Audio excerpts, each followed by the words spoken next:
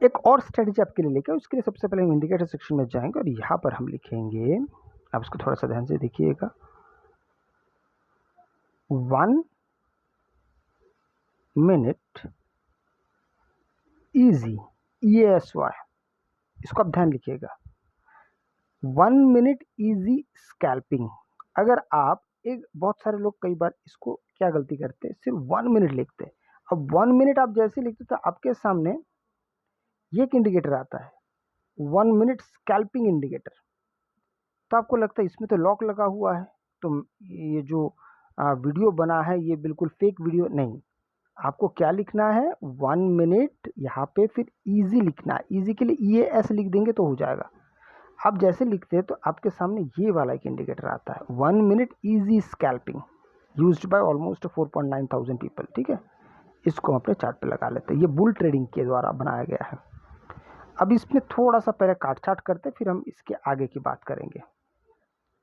इसमें सबसे पहले आप स्टाइल पे पहले आप इनपुट्स में जाइए।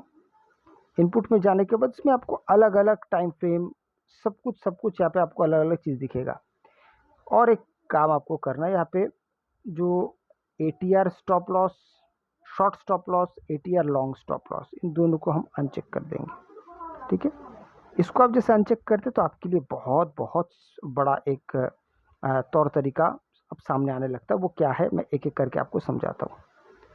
सबसे पहले आप देखेंगे कि आपको यहाँ पे दो चीज़ें दो प्रकार से दिखाई दे रही। सबसे पहला क्या कि मार्केट जब इस लेवल को क्रॉस करता है, ये कि ये में है, इसको जब क्रॉस करता है और यहाँ पर रेड कैंडल्स बनते हैं, यहाँ पे आपको 3 कलर के कैंडल्स दिखाई दे रहे हैं। सबसे पहला आपको यहाँ पे येलो दिखाई दे रहा है, फिर ग्रीन और अंत में लाल।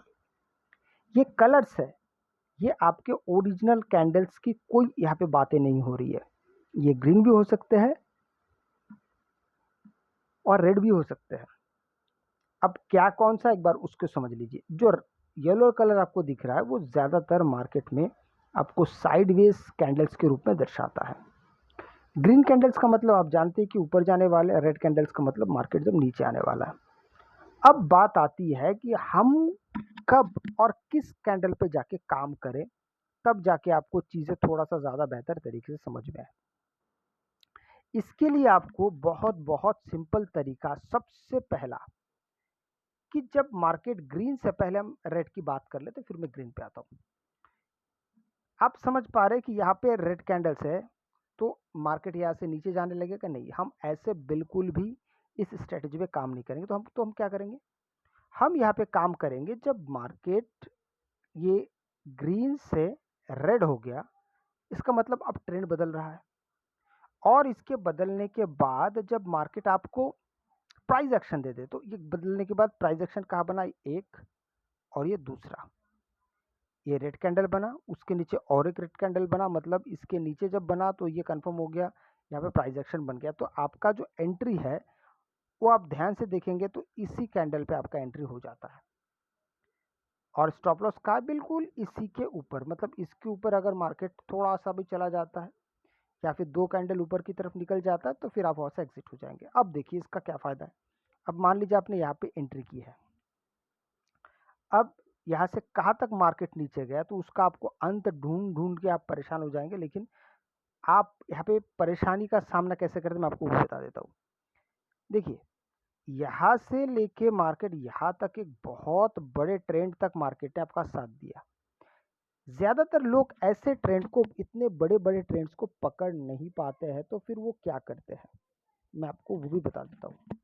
ज़्यादातर लोग डर जाते हैं जब आपके हाथ में कोई बड़ा ट्रेंड लगता है, तो लोग अपने प्रॉफिट्स को देख के सबसे पहले डर जाते हैं। सोचते हैं कि मैं ज़्यादातर तो मेरा रेड में बंद होता है, आज मुझे थोड़ा सा क्या दिखाई दे रहा है, ग्रीन दिखाई दे रहा है।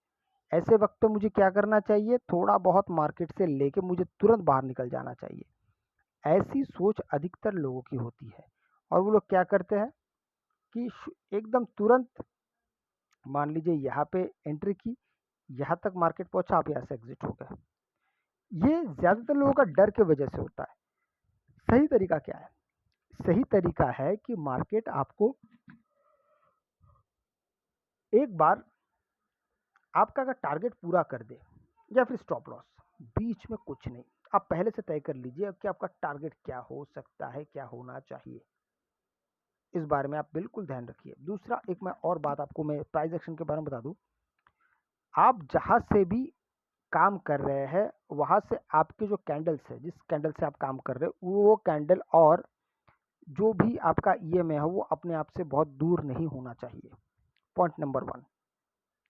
पॉइंट नंबर 2, अगर आप एक पुल बैक पे काम करते तो और ज़्यादा अच्छा, मतलब मान लीजिए यहाँ से मार्केट रेड हुआ, यहाँ से रेड कैंडल बनना शुरू हुआ, मार्केट थोड़ा पुल बैक लेगा, पुल बैक लेने के बाद अगर प्राइस एक्शन बन रहा है और वहाँ पे अगर आप एंट्री कर रहे हैं वो सबसे ज़्यादा बेहतर है। अगर आपको वीडियो अच्छा लगे तो लाइक शेयर सब्सक्राइब जरूर कीजिएगा। आपसे मैं अगले वीडियो में, तब तक के लिए जय हिंद।